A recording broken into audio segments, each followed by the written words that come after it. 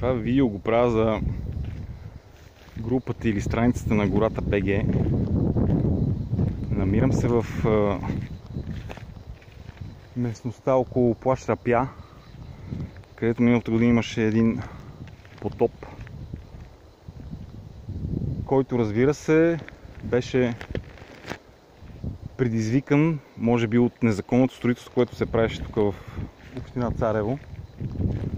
И понеже идвам тук почти всяка година, с изключение на миналата, забелязвам главоломния строеж, който се извършва на територията на местността между Попския плаж и Арапя. Искам да ви покажа просто как лека по лека се завладява всичко. Има една горичка, която всеки момент ще бъде унищожена.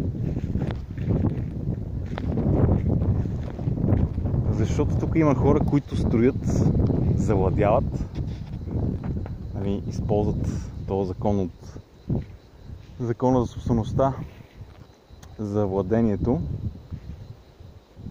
и си оградили тук местенца. Правят си. Там има един къмпинг. Тук има една сграда, тя е стара, но и на мен ми е интересно как е построена. Построена е по някакъв начин.